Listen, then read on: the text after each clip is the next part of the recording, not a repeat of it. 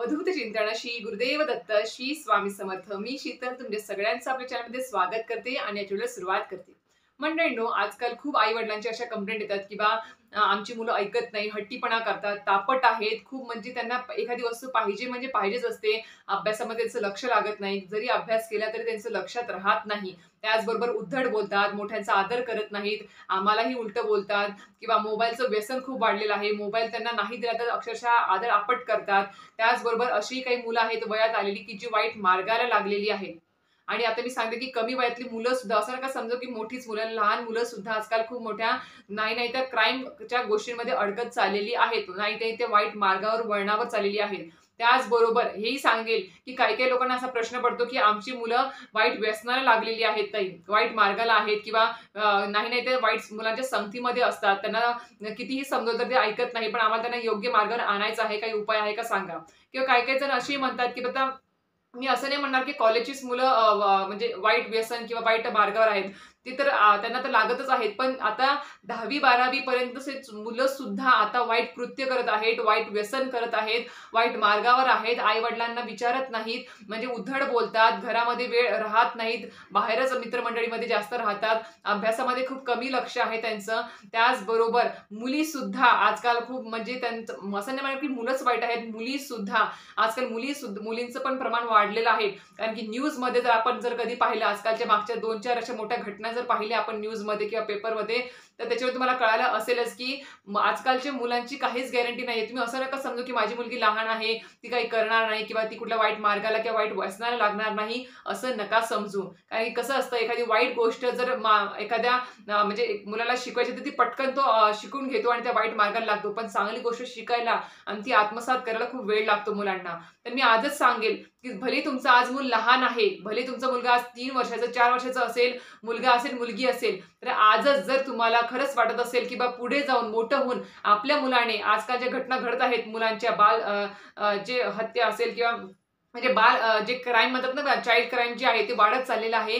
तर त्याप्रमाणे आपल्या मुलाच्या बाबतीत अशा काही म्हणजे गोष्टी घडू नये. उलट आपला मुलगा जो आहे एक आदर्श, म्हणजे आपल्या जे म्हणजे समाज आहे, जो परिवार आहे, राष्ट्र आहे, जो मानवतेच्या दुनियेमध्ये आपला मुलगा एक चांगला आदर्श व्यक्ती म्हणून जगावा. एक सर्व गुण संपन्न आपला मुलगा किंवा मुलगी असावी. त्याला चांगले गुण मिळावे, चांगलं मार्गदर्शन किंवा चांगले संस्कार त्याला मिळावे, असं तुम्हाला वाटत असेल तर नक्कीच आजचा व्हिडिओ तुमच्यासाठीच आहे, तुमच्या मुलांसाठी आहे. तर प्रत्येक पालकांनी, आई-वडिलांनी आजचा व्हिडिओ आवर्जून पाहावा, हेच सांगेल. कारण की आजच्या व्हिडिओमध्ये मी जी माहिती शेअर करणार आहे त्याच्यावरचा उपाय जो सांगणार तो अतिशय साधा आणि सोपा उपाय आहे, काही कष्ट करण्यासारखा नाही आहे.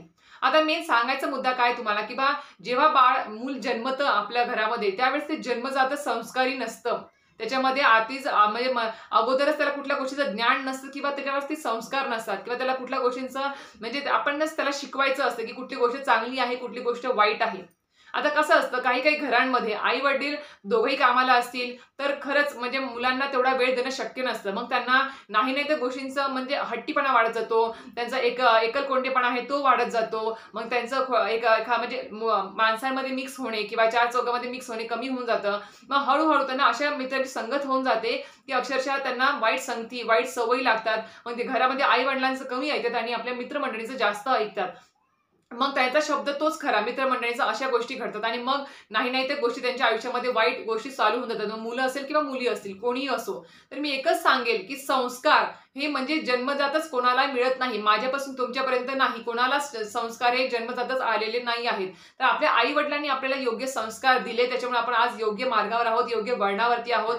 त्याचबरोबर आपल्या गुरूंचा आशीर्वाद आपल्या सोबत आहे, आपल्या घरामध्ये अध्यात्म आहे, म्हणून आपण आज योग्य मार्गावर आहोत. त्याच्यामुळे सांगेल किंवा अजून एक सांगेल की ज्या घरामध्ये जे सेवेकरी ताई किंवा दादा असतील, त्यांना सुद्धा ही गोष्ट माहिती असेल की आपण आपल्या मुलांना काय संस्कार द्यायचे असतात. आपल्या केंद्रामध्ये सांगितलं जातं त्याप्रमाणे आपण आपल्या मुलांना घडवायचं असतं. काय गोष्ट वाईट, काय गोष्ट म्हणजे चांगली की वाईट हे सांगायचं असतं समजून. पण आजकाल बघायला गेलं तर मोबाईलचं व्यसन असेल किंवा कुठल्याही इतर गोष्टींचं व्यसन असेल, ते खूप जास्त वाढत चाललेलं आहे. सगळ्यात मेन गोष्ट मी एकच सांगेल की ह्या सगळे जर काही समस्या तुमच्याही घरामध्ये असतील तर एकच गोष्ट करायची आहे, ती म्हणजे काय? ती म्हणजेच की आधी आपल्या घरामध्ये गुरूंचं अधिष्ठान करा. तुम्ही असं नाही म्हणा की स्वामी समर्थ महाराजांचंच आता माझी श्रद्धा आहे, पण तुमची असेल की नाही माहिती नाही. जी नवीन व्हिडिओ पाहतायत, तुम्ही ज्या कोणत्या इष्टदेवतेला मानताय त्यांना तुम्ही घरामध्ये अधिष्ठान करा, त्यांना गुरु मानून घ्या. आणि सगळ्यात मेन गोष्ट आधी तुम्ही सेवा करायला चालू करा. घरातल्या व्यक्तींनी जे मला कमेंट बॉक्समध्ये विचारतात की ताई आमची मुलं ऐकत नाही, हट्टीपणा, तापटपणा किंवा व्यसन असेल त्यांना वाईट, की माझी मुलगी पळून गेली आहे कोणासोबत प्रेमाच्या संबंधामध्ये, अशा ज्या काही गोष्टी तुमच्या घरामध्ये घडत आहेत, मी त्या व्यक्तींना सांगेल की आवर्जून आधी तुम्ही अध्यात्मामध्ये या. आधी तुम्ही अध्यात्माला आत्मसात करा. तुम्ही आधी गुरु करा तुमचा. घरामध्ये आपल्या जे काही देवी देवता आहेत, जे काही आपण देवघरामध्ये मांडले आहेत, ते फक्त आपण आपल्या रोजच्या देवपूजेसाठी मांडलेले नाही आहेत. फक्त धूप दीप दाखवलं, त्यांना स्नान घातलं, एवढंच आपलं कर्तव्य नाही आहे. हे करून आपण उरकून आपापल्या कामाला लागलो, ह्याने काही फायदा होणार नाही. तर आधी आपल्या घरामध्ये तुम्ही अध्यात्माला वाव द्या जास्त. तुम्ही स्वामींची रोज नित्य सेवा करत चला, मंत्र सुद्धा पठण करत चला, आपण सेवा करत चला. आपली मुलं बाजूला ठेवणं हे सुद्धा एक चांगलं म्हणजे संस्काराचंच एक काम आहे. त्याचबरोबर खूप घरामध्ये मी पाहिलं आहे किंवा सकाळी उठल्या उठल्या टीव्हीवरती पिक्चरची गाणी लागतील किंवा न्यूज लावतील किंवा काही लावतील, तर ह्या गोष्टी कमी करा. उलट सकाळी उठल्या उठल्या, भले मुलं आपल्या झोपेमध्ये असू देत, सकाळी उठल्या उठल्या अगोदर आपल्या स्वामींची जे कोणते तुम्ही देवी देवतांना मानता, साईबाबा असेल, गजानन महाराज असतील किंवा कुठलीही देवता असेल किंवा स्वामी समर्थ महाराज असतील, त्यांचे मंत्र स्वतः तुम्ही डेकवरती लावून द्या, युट्यूबला लावून द्या आणि मोठ्या आवाजामध्ये घरामध्ये तो लावून द्या. तर अशा प्रकारे घरातलं वातावरण तर प्रसन्न होईलच, पण त्याचबरोबर मुलांच्या मुखामध्ये फक्त आणि फक्त स्वामींचंच नाव येईल, एवढं लक्षात ठेवा. हे मी स्वतः करते, जे तुम्हाला सांगते आहे, जेणेकरून ही सुरुवात आहे, हा बेसिक पॉइंट आहे जो आपण आपल्या घरामध्ये करायला पाहिजे. असं नाही की आई वडीलच अध्यात्मामध्ये नाही आहे आणि मुलगा आपल्याला आपला सर्वगुण संपन्न पाहिजे आहे, असं नाही जमत. आधी आई वडिलांनी व्यवस्थित घरामध्ये वागलं पाहिजे. आई वडिलांनी एकमेकांना म्हणजे खरं तर मुळामध्ये आई आणि वडील एकमेकांनी आदरांनी बोललं, आदरांनी वागले केले, घरामध्ये कधी भांडण तंटे नाही झाले, किरकिरी नाही झाल्या मुलांसमोर, तर नक्कीच मुलं योग्य वळणालाच लागतील. ही एक मेन गोष्ट आहे.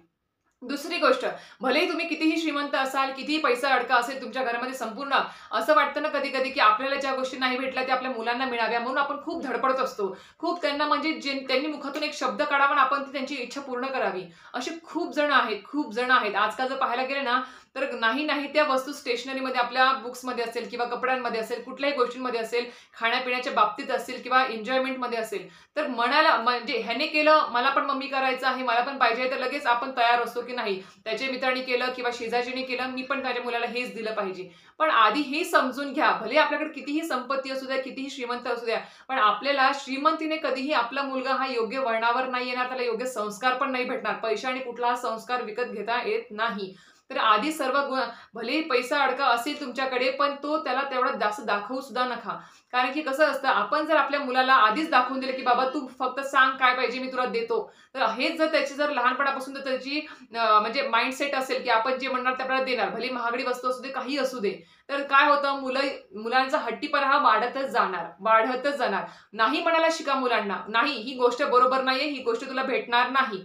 ही म्हणजे कुठल्या गोष्टीचं त्यांना आमिष पण दाखवू नका की तू ही गोष्ट कर, मी तुला ही देईल. मग त्याच्या वशिला सुद्धा लावू नका.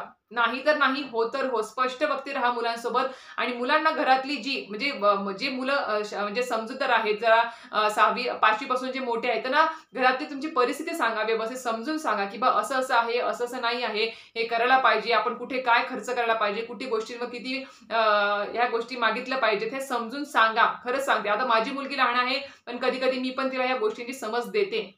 द्यायलाच पाहिजे प्रत्येक आई वडिलांनी. उलट प्रत्येक गोष्ट हट्ट पुरवू नका. मग तुम्हीच म्हणता की नाही माझा मुलगा हट्टी झाला आहे.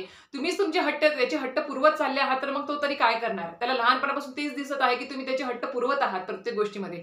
तर ह्या गोष्टी आधी आई वडिलांनी घरामध्ये सुधरवा. घरामध्ये सगळ्यात प्रथम सांगितलं तुम्हाला मी, अध्यात्माला वाव द्या, अध्यात्मामध्ये या. घरामध्ये मेन आई वडिलांनी घरातलं वातावरण व्यवस्थित ठेवा, तरच ती मुलं व्यवस्थित राहतील. तिसरी गोष्ट म्हणजे घरातील आई वडिलांनी आधी सेवेमध्ये या, स्वामींची सेवा करा.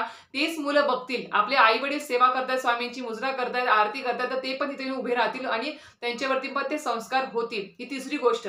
चौथी गोष्ट आता सगळ्यात मेन महत्वाची. आता तुम्ही आता भले तुम्ही घरामध्ये एवढ्या गोष्टी जरी केल्या स्वामींची, आणि हो अजून तुम्हाला स्वामींचं त्यांच्याकडून एक माळ किंवा असेल, स्तोत्र असेल, तर त्यांना आपण ज्यावेळेस माळ करतो स्वामींची, त्याच्या आपल्या मागे त्यांना म्हणायला लावा, ह्या गोष्टी करायला लावा. नाही आपणच आपल्या मुलांना शिकवावं लागतं, कारण की काही कसं असतं, फक्त जन्म देऊन जमत नाही मुलांना. जन्माला घातलं, त्यांना शाळेत टाकलं, छान स्टँडर्ड एकदम कॉन्व्हेंट शाळेमध्ये टाकलं, पण त्यांच्या सगळ्या गरजा इच्छा पूर्ण करत चाललो आहात, एवढं करून जमत नाही. मग तोच मुलगा मोठा झाल्यावरती आई वडिलांना विचारत नाही आणि त्याच्या मनासारख्या सगळ्या गोष्टी करतो, उद्धट होतो, तापट होतो, हट्टीपणा होतो आणि मनासारखाच विवाह असेल, जोडीदार असेल तो निवडतो आणि ह्या सगळ्या गोष्टींचा त्रास केव्हा होतो, कोणाला होतो? आई वडिलांना होतो आणि घरातल्या व्यक्तींना होत असतो. मग ह्याच्यामध्ये जबाबदार कोण आहे? तर खरंच सांगते मुळात आई वडीलच आहेत. कारण की त्यांनी जर लहानपणीच त्याचा जो बेस पाया जो आहे लहान मुलाचा तो जर पक्का केला, कारण की कुठलंही जन्मलेलं मूल हे कधीच आधीपासूनच जन्मापासूनच संस्कारी नसतं किंवा त्याचा जो पाया आहे तो आधीच ऑलरेडी भक्कम नसतो. त्याला कुठल्या गोष्टी ज्ञान सुद्धा नसतं की त्याने काय करावं आणि काय नाही. हे सगळ्या हक्काने आपल्याकडेच आपल्यावरतीच आहे, आई वडिलांवरतीच अवलंबून असतं की आपण त्याला सांगायचं असतं कुठली गोष्ट योग्य आहे, कुठली गोष्ट नाही आहे. कारण की आपल्या आई-वडिलांनी आपल्याला योग्य संस्कार दिले म्हणून आपण आज आपल्या योग्य मार्गावरती आहोत, योग्य गोष्टींवरती आहोत, कुठलं वाईट व्यसन नाही आहे, कुठल्या वाईट मार्गावर आपण नाही आहोत. तर हेच असतं. म्हणून सांगते आपले आई-वडील सुद्धा आपल्याला चालायला शिकवतात. तर हीच गोष्ट यातून सांगते की आपल्या मुलांना तुम्ही आई-वडिलांनीच आधी योग्य तो वेळ द्या. त्यांना म्हणजे भले आई-वडील दोघेही जॉबला असतील, पण एक दिवस सुट्टी असेलच. त्या दिवशी योग्य तो पूर्ण वेळ मुलांना द्या. त्यांना काय हवं, काय नको ते व्यवस्थित बघा. पण जिथे नाही तर नाही, होला हो एवढंच तुम्ही करा. आणि हो, त्यांना अजून एक गोष्ट म्हणजे काय, की मोठ्यांचा आदर करणे, ह्या गोष्टी करणे. जर तुम्हाला वाटत असेल की तो आपल्या सांगण्यातून समजत नाही आहे त्याला या गोष्टी, तर सगळ्यात मेन सगळ्यात म्हणजे पॉवरफुल जे तुम्हाला सांगेल, की जिथून मुलगा हा एकदम योग्य संस्कारी होऊनच बाहेर पडेल, तो मार्ग म्हणजे काय, तर आपल्या दिंडोरी प्रणित स्वामी समर्थ केंद्रामध्ये प्रत्येक रविवारी हा राबवला जातो. तो म्हणजेच काय बाल संस्कार वर्ग. हा बाल संस्कार वर्ग जो आहे तो खूप लोकांनी ऐकला पण असेल. जे स्वामीचे सेवेकरी आहेत, आता नवीन मार्गात आले असतील त्यांना माहिती नसेल. पण जे जुने स्वामी सेवेकरी आहेत त्यांना माहिती असेल, की नक्कीच आपण आपल्या मुलांना जर दिंडोरी प्रणित स्वामी समर्थ केंद्रातील बाल संस्कार वर्गामध्ये प्रत्येक रविवारी जर आपण तिथे नाव त्यांचं घातलं, 1च घंट्याचा क्लास असतो. फक्त 1च घंट्याचा तो वर्ग असतो. आता मी सांगते माझ्या जवळच्या मी जिथे राहते तिथून जवळच आता दिंडोरी प्रणित स्वामी समर्थ केंद्र हे चालू झालेलं आहे. तर त्या केंद्रामध्ये आता मागच्याच रविवारी बाल संस्कार वर्ग केंद्र सुरू झालेलं आहे. मी माझ्या मुलीचं नाव तिथे नोंदवलं आहे, पण मागच्या रविवारी जाणं झालं नाही आमचं. पण आज रविवार आहे आणि आज मी माझ्या मुलीला घेऊन तिथे गेली होती. मी स्वतः तिथे बसले होते, की त्यांनी काय मार्गदर्शन करतात, काय नाही ते सगळं ऐकलं सुद्धा. आणि खरंच सांगते इतके छान संस्कार, एवढे छान माहिती मुलांना देतात ना त्या बाल संस्कार वर्गामध्ये, मी सांगू सुद्धा शकत नाही.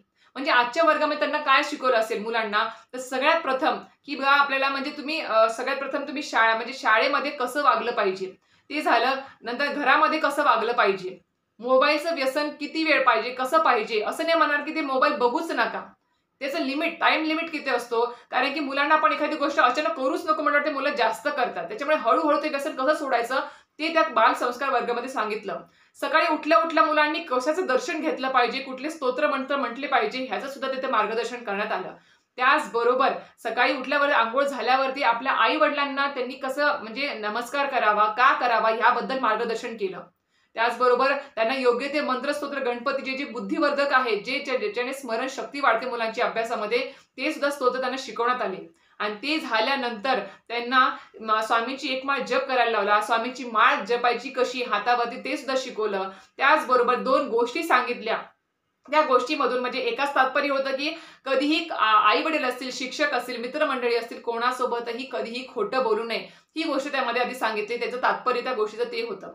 दुसरी एक कथा सांगितली. त्याच्यामध्ये सांगितलं, की बा कधीही कुठल्याही म्हणजे गोष्टीमध्ये किंवा कुठेही आपल्याला दिसते, की एखाद्या व्यक्तीला मदतीची गरज आहे. मग ते घरात असो, बाहेर असो, शाळेत असो, मित्रमंडळीमध्ये असो, तर त्यांना मदत कशी करावी हे सुद्धा त्या कथेमधून त्यांनी सांगितलं मुलांना. म्हणजे हळूहळू त्यांचा बेस पाया पक्का करत जातात, की आपण आपल्या आई-वडिलांना कसं म्हणजे घरामध्ये वागलं पाहिजे, जेवण कुठं केलं पाहिजे. आजकाल मुलांना खूप सवय असते, की सोफ्यावर, डायनिंग टेबलवरती किंवा कुठेही कशी बसून जेवतात, गादीवर बसून जेवतात. हे त्यांना संस्कार असतात. आपण ज्यावेळेस म्हणतो, आपण लक्ष देत नाही या छोट्या-छोट्या गोष्टींकडे. पण खूप महत्त्वाच्या गोष्टी असतात. हे सुद्धा सांगितलं, की आजच्या वर्गामध्ये किंवा तुम्ही जेवण सुद्धा लहान मुलांनी कुठे बसून कसं करायचं आहे आणि जेवण करताना सुद्धा कुठल्या गोष्टींचा आपण त्याग केला पाहिजे. कारण की आजकालच्या मुलांना मोबाईल शिवाय जेवण जात नाही, टीव्ही बघितल्याशिवाय जेवण जात नाही. काही ना काही त्यांना लागतं डोळ्यासमोर. तर त्याने सुद्धा किती नुकसान होतं ते सुद्धा आजच्या बाल संस्कार वर्गामध्ये म्हणजे सगळ्यांना सांगितलं. मी ते फोटो पिप करत आहे मध्ये-मध्ये, त्याच्यावर तुम्हाला कळेल, की म्हणजे मी ज्या केंद्रात जाते तिथे संख्या किती होती. मी खरं सांगते 200 म्हणजे 200 वरून जास्त म्हणजे जवळपास 300 पर्यंत बाल संस्कार वर्गामध्ये मुलांची संख्या होती आणि त्यांच्या पालकांची संख्या होती. म्हणजे विचार करा, की आजकालचे आई-वडील ज्यांना माहिती आहे या मार्गाबद्दल ते किती जागरूक झाले आहेत. कारण की आजकाल त्यांनी बघितलं आहे आसपास जवळपास किती वातावरण खराब होत चाललेलं आहे, किती गढूळ होत चाललेलं आहे. म्हणून त्यांना भीती आहे की आपला मुलगा सुद्धा तर वाईट मार्गात जाणार नाही ना मोठ्यापणाने. त्याच्यामुळेच आज मी वर्गामध्ये पहिल्यांदा दुसराच दिवस म्हणजे दुसराच वर्ग असेल हा बालसंस्कार वर्गाचा दुसराच रविवार आहे. पण जवळपास 300 संख्या होती त्या केंद्रामध्ये, पालक आणि सगळे लहान मुलांची मिळून. आणि तेवढाच जोश होता त्या मुलांमध्ये सुद्धा. म्हणजे विचार करा, सगळ्या आई-वडिलांना तर पटत चाललेलं आहे की बालसंस्कार वर्ग किती गरजेचा आहे आपल्या मुलांसाठी. म्हणून मी एकच सांगेल की तुम्ही जे काही कमेंट करता की माझा मुलगा हट्टी आहे, तापट आहे, ऐकत नाही, अभ्यास करत नाही किंवा वाईट मार्गाला आहे, वाईट व्यसनाला आहे. आता सांगते, लहान मुलं तुमची जर असतील तर आजच तुमचं मुलाचं नाव तुम्ही बाल संस्कार वर्गामध्ये तेवढं तुम्ही नाव नोंदवा आणि तुम्ही तेवढे कष्ट घ्या. आपल्या जवळपास तुम्ही सर्च करा, कुठे दिंडोरीपर्यंत स्वामी समर्थ केंद्र आहे, सर्च करा, तुम्हाला आपोआपच भेटून जाईल. आणि तेवढे तुम्ही कष्ट तर घ्याल आपल्या मुलाच्या भविष्य काळासाठी. त्याचं जो भविष्य आहे तो योग्य व्हावं आणि तो एक चांगला आदर्श व्यक्ती म्हणून बाहेर पडावा. जर असं वाटत असेल की त्याने कधीच कुठल्या वाईट मार्गाला किंवा कुठल्याही गोष्टीचं वाईट व्यसन त्याला लागू नये, तर नक्कीच बाल संस्कार वर्ग अतिशय उत्तम आहे. कारण की परमपूज्य गुरुवारीने सांगितलेलं आहे की जो कोणी लहान वयातच आपल्या मुलाला केंद्राची पायरी दाखवेल, केंद्राची पायरी चढवेल किंवा बाल संस्कार वर्गात टाकेल, ती जी व्यक्ती आहे किंवा ते जे मूल आहे ते मोठ्यापणी कधीच कुठल्याच वाईट मार्गाला जाणार नाही. हे 100% खरं आहे, शाश्वत सत्य आहे. आणि मी सुद्धा माझ्या मुलीचं नाव नोंदवलं आहे, म्हणून तुमच्यापर्यंत आज ही माहिती मला शेअर करायची होती. कारण की कसं आहे, आपण ज्या काही सेवा उपाय करतो आणि आपल्याला छान वाटतात किंवा आपल्याला अनुभव येतो ते तुमच्यापर्यंत शेअर करणं हे आमचं कर्तव्यच आहे. म्हणून आजच्या व्हिडिओमधून तुम्हाला ती माहिती शेअर केलेली आहे. त्यामुळे आजचा व्हिडिओ माहिती आवडली असेल तर नक्कीच व्हिडिओ लाईक, शेअर आणि सबस्क्राईब करायला विसरू नका. श्री स्वामी समर्थ.